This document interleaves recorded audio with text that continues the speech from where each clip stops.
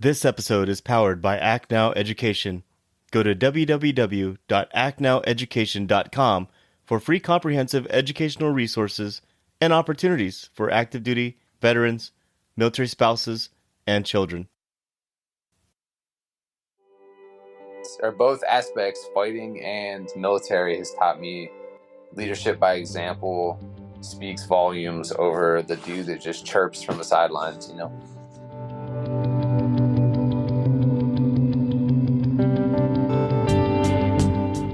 Warriors, fall in. It's time for formation. Ladies and gentlemen, standing across from your host today, at 6'3", 175 pounds, is a military service member who represents our community through his mixed martial art endeavors. Today, I'm very fortunate to be joined with an Air Force service member who caught my attention on social media when I saw a short video where he had severely broken his nose in 3 different areas during one of his fights last August. Now, this warrior opted to keep fighting during that fight. He even got it adjusted shortly after the fight with no anesthetics at all. Anyone who attempts to call him part of the chair force will face off against a professional with the determined will to fight and the self-motivation rarely found in today's society. I asked him to be a guest today on the Morning Formation podcast because I'm sincerely curious to learn more about this modern-day warrior who chose to join the Air Force. So Blake, I want to thank you for joining us on the Morning Formation podcast. I appreciate you having me, man. Taking the time. Like I said, I've seen some of the episodes and stuff, and I really like what you do. So I appreciate you having me on. Oh man, the honor is all mine. It's great to find folks like you, especially modern service members like yourself. I got out in 2007, and I also have been training Brazilian Jiu-Jitsu for the last 11 years now, and I'm a purple belt. And over the years, I've created so many great relationships, and I have such a great respect for the martial arts community. So it's my honor to have you on the show today, Blake. And just to start things off, I'm genuinely curious to know more about you. Would you mind telling us about yourself, where you're from originally, and why you chose the Air Force, and tell us about your military service so far? Yeah, of course. Happy to be on. And first off, that's awesome. I didn't realize you did jiu-jitsu, so that's awesome. You're super familiar with it. Been rolling for 11 years. That's dope. So I joined the Air Force in 2017, June of 2017, and a 6-year contract with the Air Force. So I got about 6-7 months left. But I'm in my first term with the Air Force. I'm originally from Ohio, in a small town called Jefferson. Closest big city is Cleveland. So like my MEPS and all that stuff was through Cleveland.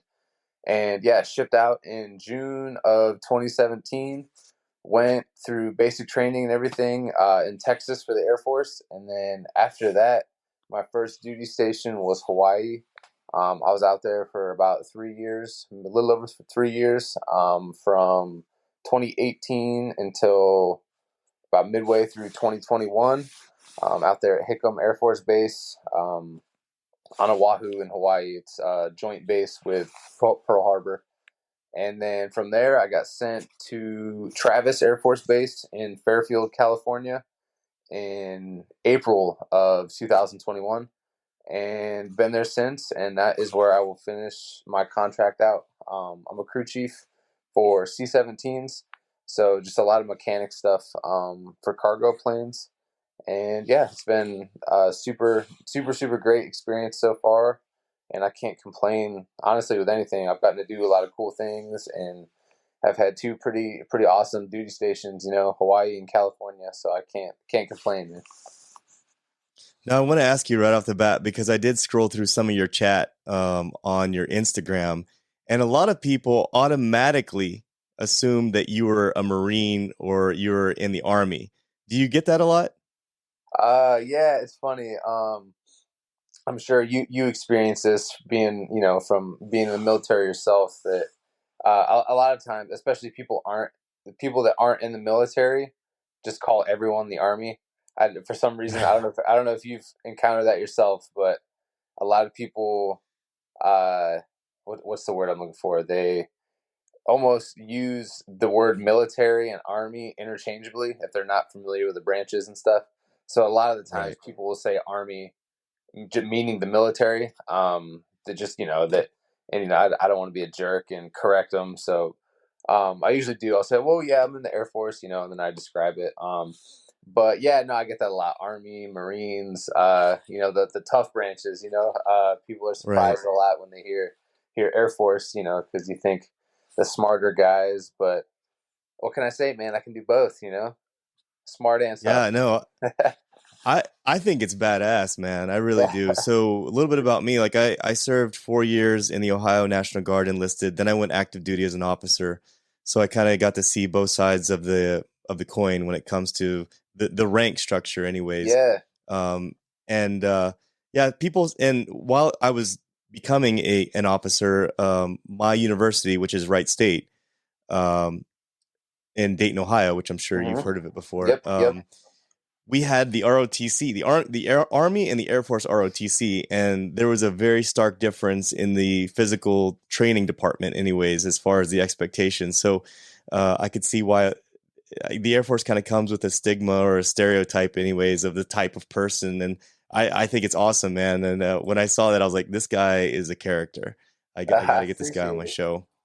I guess a lot of the stigmas are, they're there for a reason because being in really good shape and stuff. To be like brutally honest with you, it's stuff I do on my own. I'm not going to sit here and act Right. like the Air Force PT standards are insane, or because they're not. Each branch has their purpose, and obviously the Air Force is a very technical, a lot of mechanic jobs, a lot of tech jobs, a lot of like intel type jobs. It's just that's what they're there for.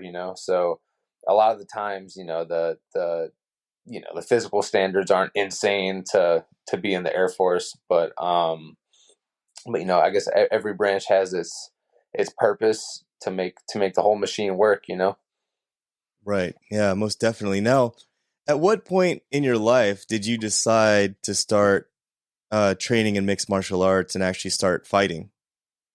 So I've always had an interest. Since I was a little kid. I grew up wrestling in Ohio. I wrestled from junior high all the way up through high school and college, even out in Berea, Ohio, in the Cleveland area at Baldwin Wallace. But yeah, man. So I've always wrestled and loved that. And then I remember watching UFC fights and stuff with my dad when I was probably like 11 or 12. So the interest has definitely always been there. But I started to really take it serious after I was done wrestling. After I joined the military, I started taking jujitsu and stuff. And at first, it's kind of funny because I was like, I'll just it'll be something good to get that competitive edge out, training and stuff. And then I started, training jiu-jitsu for a few months, and then it's that competitive drive and stuff never really goes away if it's in you. So I knew that I definitely wanted to do MMA. And then in 2017, I started training out in the Cleveland area, and then once I got sent to Hawaii is where I really really kicked it into gear. I was training out at a spot called United MMA on Oahu, and just really really started to make it my lifestyle and training, and just kept pursuing it to the point that I ended up getting my first fight that year. Wow. And you know what's funny, Blake? When I first started looking into you and looking at your background, it's quite amazing how much we have in common geographically. Because I was born in Hawaii, I was born in Wahiwa, actually. Grew up in Waipahu, and then I went to my father retired out of the army and went back to his home state of Ohio, and that's how I ended up in Ohio. Graduated high school in Ohio.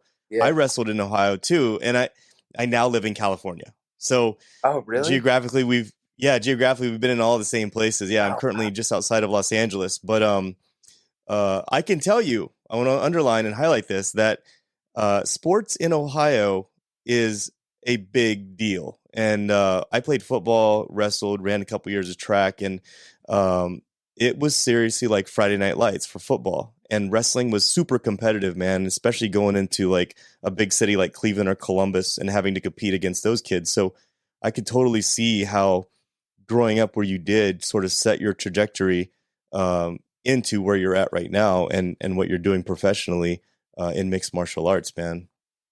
Yeah, that's crazy. First off, the like how that worked out. I guess I didn't realize that those three areas. That's actually super super crazy. Speaking of Wahiwa, I was just there for like almost a full month for my buddy's training camp out.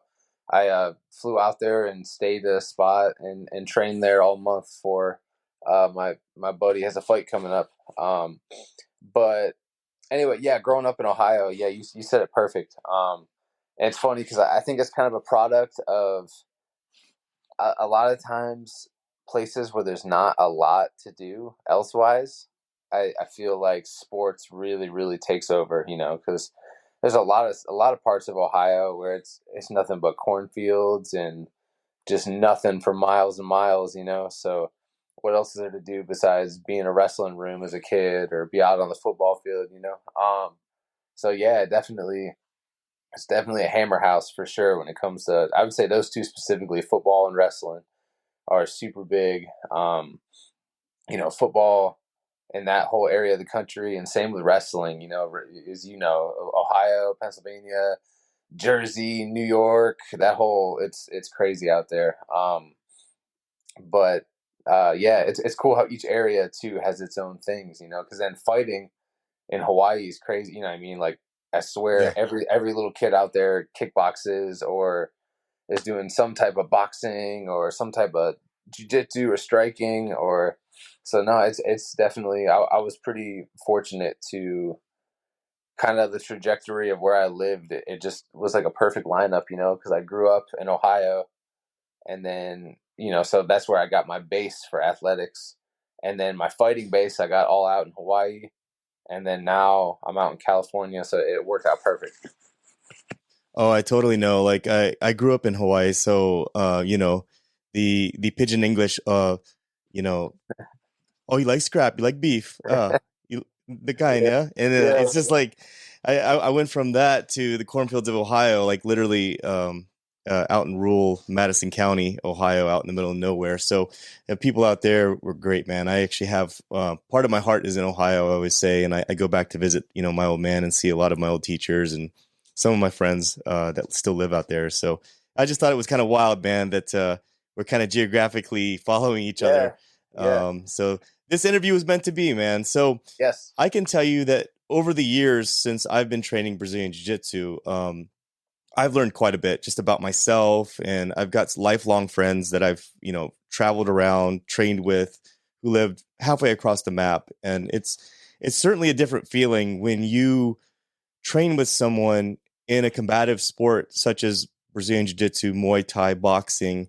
You sort of develop this closer relationship with them. Whether they end up putting you on your can or you put them on their can, and you have a good day, you have a bad day, you always find a way to pick each other up. And outside of the octagon and outside of training, with mixed martial arts, what has all of this taught you about yourself, your life, and your career?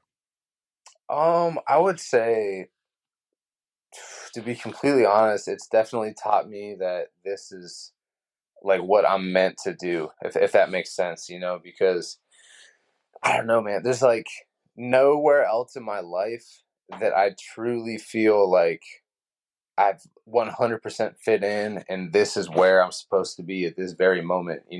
I feel like everything else in my life I kind of do like for other people almost, if that makes sense, which isn't necessarily a Hmm. bad thing. It's not a complaint. However, I feel like most everything else I do is for other people or because I have to, in a way.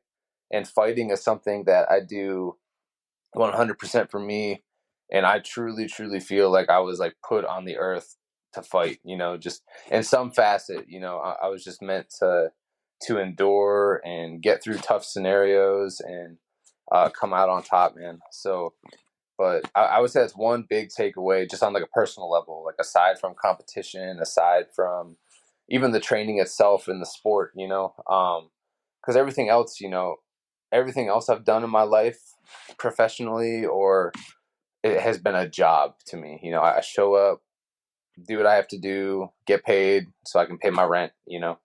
But Yeah. fighting is something that I would do for free 100% of the time easily. And it's just, I don't know. When I'm there is like the only time in my life where I feel 100% I'm doing something for me, that I'm Mm. meant to be in that exact spot at that exact moment. And but yeah, I truly think that I'm just made for it, and I'm there for a reason. Yeah, man. So do you plan on continuing this even after the Air Force and taking it up a notch? Yeah, 100%. I think for sure. Definitely want to continue, and to be honest, I don't ever want to fully leave it behind. You know, even when I'm too old to compete and fight myself, I always kind of want to be in the world, you know, of fighting, whether it's coaching or something, you know what I mean? Something, working with a promotion, doing something, or coaching or training or friggin' commentating. I don't know, something, you know. But I don't ever fully want to leave it behind, just because it's been such a big part of my life since I was little, to be honest. You know, combat sports in general, like wrestling, fighting, whatever it be. But yeah, so definitely after the Air Force, I plan on even cranking it up, you know, and definitely burning the candle at both ends, going as hard as I can, as smart as I can, while I still can, you know. Yeah. And then down the road, when my time of fighting is up, I don't ever want to really leave it behind fully, you know. Yeah, I don't think you ever will, man. Like I've found myself over the years training others. And I definitely think that's an option for you forever, for always, to give that gift to someone else. And I truly think that it is a training gift that you can give other people to help them find that fire inside of them and help them push themselves to new levels of. I mean, because the reason I love grappling and I love jujitsu is because if I go in for a workout, I don't control that workout. My partner controls the workout. Now, if I go in and I decide to lift weights, I could pick up a 15-pound dumbbell and curl it. Mm-hmm. Now, when I go in Monday morning and I go to train, the guys that are there that show up and the gals that show up, they're going to be the ones that dictate pushing me to that next level. Like I don't have a choice. I got to like once I get on the Yeah, mats, I got to hold myself, right? yeah. And that's what I love about it, man. Like it pushes me and I love the way I feel afterwards. So, yeah, I definitely I'm looking forward to seeing like where you go after the Air Force, man. Are you planning on going back to Ohio and training there? Um, that's a good question. I gotta kind of figure out my plan, to be honest, but I don't think so. At least not for right now. I'm always gonna visit and see friends and family, and that's always where my roots are, you know. But I don't think so. I don't think I want to live there full time. Not right now. I kind of still, I like the nomad life a little bit, you know. I like bouncing around, seeing places I haven't seen, going places I haven't went yet. And I kind of like that lifestyle, and I think I'm gonna keep it up for at least while I'm young, you know. And keep my options open, keep exploring new areas, I think. Now, Blake, the clip that I saw you on where you broke your nose in three places, man, absolutely amazing, man. That you still, I mean, you almost didn't even flinch after the clinch and the knee. You were so in the zone, man, and I love it. Like I love that fighting spirit that you have. And if you don't mind, I'm gonna go ahead and play the clip. And if you wouldn't mind just talking to us, sort of about it and kind of walk us through like what was happening or what were you thinking at the time. Is that good with you? Yeah, of course, man. All right. So can you see that? Yeah, All right, cool. I'll turn it down and I'll just go ahead and play it. So this is where you're getting your nose fixed, right? yeah. Now, there's no anesthetics for this, is there? No, unfortunately not. No, it was at a emergency room in Stockton, California, that me and my opponent both went to, Marcel McCain. So directly after our fight in Stockton, they made us both get in a ambulance vehicle, and we had to ride over there together. And yeah, no, they he just had to do what he had to do right there with his hands. I forget the doctor's name, but he was super cool. But yeah, so how you gave me credit for not flinching during the fight, but I'll give the credit to adrenaline for that, because that shit sucks afterwards. Because that was when I got it realigned. That was a few hours later by that point, probably like close to like 3. So I was relaxed and back in my normal resting state by that point. But yeah, I really didn't feel it much during the fight, but I definitely felt it when they were lining it back up. Oh boy. I mean, you were pretty strong when they lined it back up. You uh the doctor even apologized to you and you were just like, "No, man, don't worry about it. It's not your fault. Thank you." Like you were very polite about it. And so in this clip here, I mean, you can see that you're in your corner right now and they're going to let this fight continue, right? Yeah, I thought they were gonna, man, because so yeah, I was right. I ate a pretty good knee, man. I broke my posture, which is like Muay Thai 101, not to do. If I'm like helping out kids with their Muay Thai, that's like the number one thing that I tell little kids when they're in a clinch is not to duck their head and get broken down like that. So, I guess that's a good training tool for little kids for the future to, keep their posture strong and keep their head up. But, yeah, no, so I got kneed. And then, like I said, to be 100% honest, it's just, there's like so much chaos and stuff in a fight. It doesn't hurt like you would think, because the pain and all that kind of stuff came later. But during, it just felt like I got hit in the face pretty good, Yeah. and but between rounds, I honest to God, I felt okay. I even felt like the fight was going pretty solid, to be honest. Outside of that last flurry at the end, but I was hopped up. I was ready to go for the second round, but unfortunately, the doctor wouldn't let it continue. Which I can't argue. I was pretty amped up at the time. I was like trying Hmm. to get him to let me continue. Because I felt good, man. Like my body felt good, and I truly felt that had it continued, it could have went my way. However, I also get he's a doctor, so it wouldn't look great on him if he looks Oh at my yeah. face and he's like, "Yeah, you're good, bro. Go ahead." Like I get it, man. Live to fight another day. But yeah, Yeah. it was a good knee. I'll give it to him. Yeah, man. I'm just a hobbyist. I'm not training to be a fighter. And even me in the last 11 years or so, having trained all the hours and hours and weeks and weeks of work that I've done and the different tournaments that I've been in, jiu-jitsu tournaments, I've been pretty beat up too. Like I've actually torn my pec muscle, I torn my Achilles tendon, Oh shit. and so I know what you're saying, like about, and I'm now 42 years old. So now my concern is making sure that I stay limber and I stay flexible, for into the later years, so I can get out of bed. But a lot of people are very concerned about training any kind of martial art because they don't want to get hurt. And I'll tell you this, like I've trained, like I said, for 11 years, and I've had those two big injuries, but some of those injuries are related to my job as well, my full time job. Um, for anyone out there that's thinking about training or has thought about training before, but they might be reserved or fearful to take that first step, what would you say to them?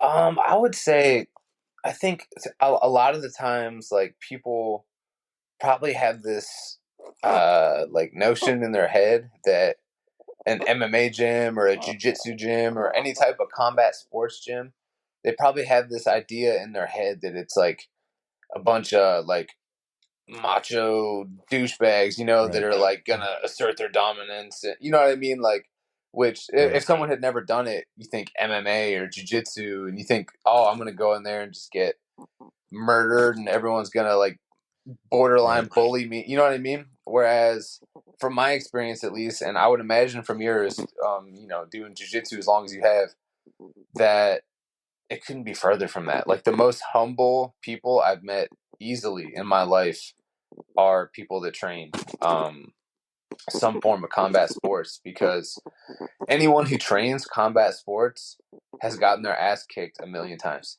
You know what I mean? No Right. matter how good you are, you weren't always that good. Or I truly think it makes better people, if that makes sense. Like more approachable, more people willing to teach, willing to learn. I think, like, I would definitely want my future kids to Right. do some type of combat, even if they never ever compete. I just think it's a good tool to learn, not only physically for defending yourself and all that, but just from like a like humbleness aspect and Yeah. from like the just the way you treat people. It's And I think confidence, right? yes, exactly.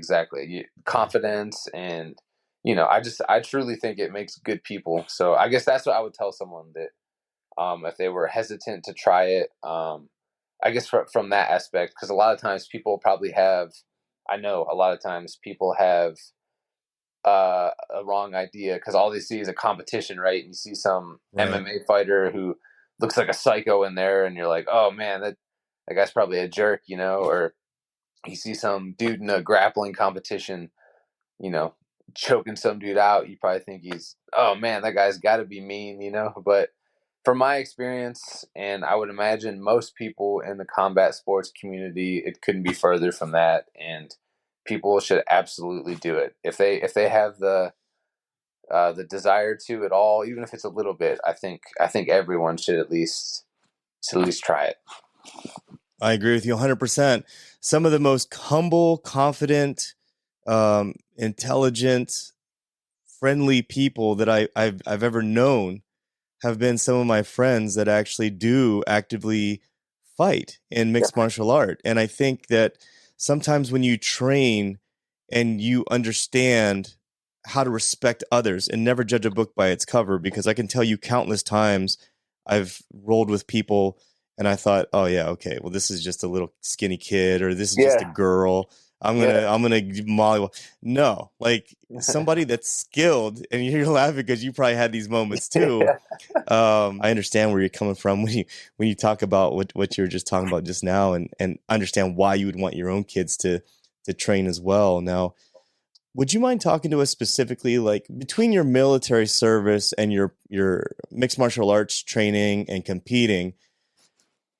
What specifically has all this taught you as far as leadership? So I would say from I guess I'll start with the fighting. In terms of leadership, it's Yeah, really, I think, I guess actually it works for both. Both the military and fighting. But right, just it's people say it a lot, but lead by example. Because I know from being on a fight team, right? It's one thing to be especially I think today, and there's so many like Instagram fighters. You know what I'm saying? Like right, a lot of people do stuff for social media and want to put off this persona, but when it comes down to actually doing it, they're a different person. So I think leading by example is huge, man. Because it's one thing to be the guy that types out something on Instagram about being the hardest worker in the room, and then there you hear stories about they're just out partying all the time and never training. And so I think in terms of leadership, be the dude who's lifting after practice or doing sprints after practice, like be that guy, lead by example, and people respect that. And same goes with the military. It's everyone's had that NCO. Every person in the military has had that NCO who will gripe at you for this and this, and then they're the laziest worker in the shop, right. and everybody knows that, and not even just the military. I'm sure anyone who has a job anywhere, has had that boss that's the first to bitch at someone for this or that or not doing something, and then when it comes down to the nitty gritty and hopping in the trenches with your guys, they're nowhere to be found. So I think just both aspects, fighting and military, has taught me leadership by example speaks volumes over the dude that just chirps from the sidelines. Yeah, yeah. I'm glad that you say that because that one of the reasons why I want to cover that today is because I've been having a lot of folks who are executives who've never been in the military before have mentioned to me things along the lines of leadership and how rank has its privilege and all these different things. And I'm like, no, not necessarily, because even when I was a lieutenant or when I was a captain in the Army, if my soldiers were outside doing something in the rain, then I would be outside doing something in the rain as well. So I love what you say about that, man. Is talk the talk, walk the walk, right? And Yeah, that's an excellent point that you bring up. So your future plans, you do plan on getting out of the military, right? I do. Okay, and then from there, you haven't really mapped out where you're going to go or what you're going to seek next. Yeah, I was gonna ask you, man. I was hoping you'd have something for me. You got like employment in your office over there. I'm gonna need a job here pretty soon. No, Yeah, man. Actually, no, I'm seriously, I'm a board member for Act Now Education, and so oh that's a yeah, military non, yeah, it's a military nonprofit where we help with the transition process. But yeah, okay, man, we'll talk offline because okay, okay. I do I do know some potential opportunities for you. Oh hey, there we go. But yeah, no, I plan on getting out. Like I said, I got about 6 7 months left on my contract. If not right at the end of my contract, I might do extension for up to about a year. Just to give myself a little more time to kind of really get my feet underneath me. But first and foremost, I'm definitely gonna run with fighting and take that as far as I can. My Right. ultimate goal is to get paid to the point that that can be my full time job. Between training and fighting, that be what I do. Because I get paid currently. However, to be brutally honest, it's nowhere near sustainable living. I right now where I'm at in my career, I could never just do that and make it in the world. So I have to have a job to a normal job. But yeah, so I got about, like I said, probably I do have 6 months left in my contract. I might extend for about a year.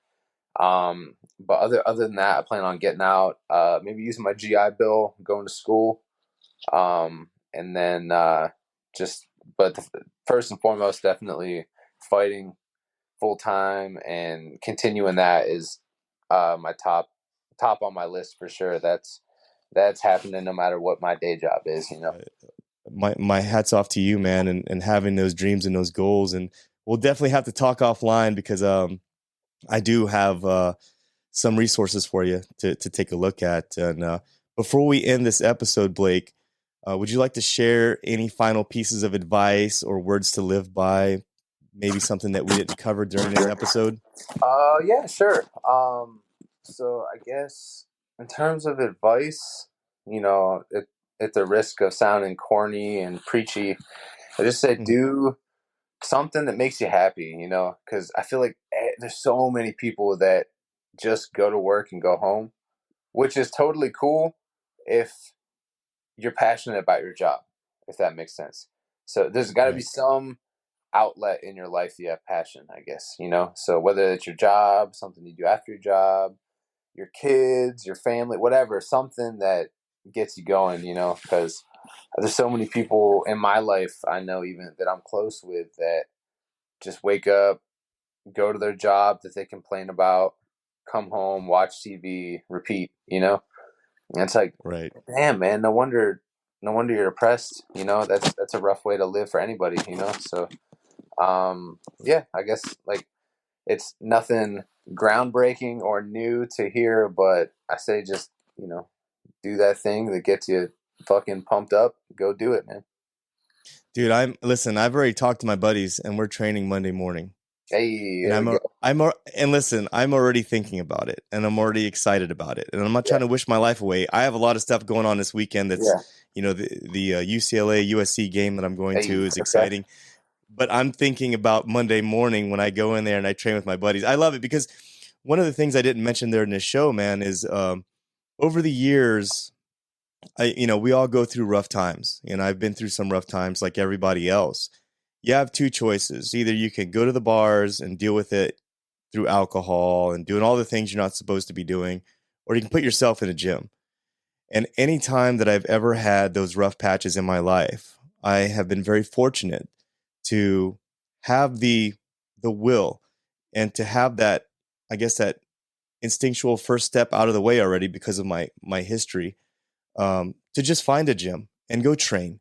And things like Brazilian Jiu-Jitsu have really kept me um, kept me in the right, but then kept my mind clear and focused on what I need to do. And I guess this isn't the mixed martial art podcast, but I talk about Brazilian Jiu-Jitsu and grappling and things like that because it has meant so much to me over the years. It really has. And I have some of the best friends that I've ever had that live all the way across the map, but I know that if I ever needed something, they'd be right here. And these are my previous training partners. And so, it's a very deep, meaningful thing for me to have someone like you on, who kind of serves both purposes. You're a military service member, and you're also doing this great thing in mixed martial arts, and your perseverance through that fight, man, and how tough you were. It's an absolute honor for me to have you on right now, on this show, and just to highlight you. So thank you so much, Blake. I really appreciate it. Well, I appreciate you, man, for everything, having me on, and it was just good to talk to you. I learned a lot about you too that I didn't know before this, so it's pretty cool.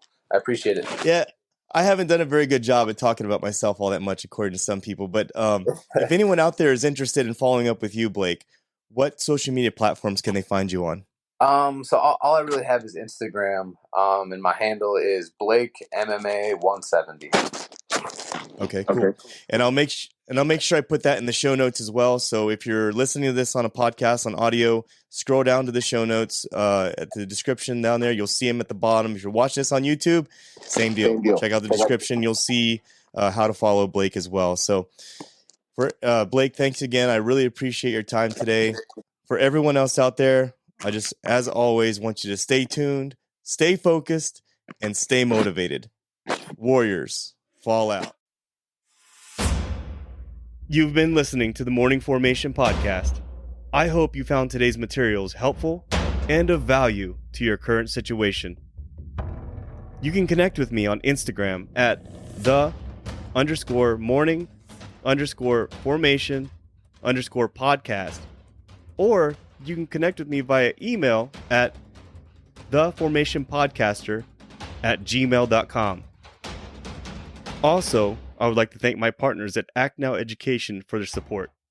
Authenticity, community, and trusted is what you can expect from all members of the Act Now Education team.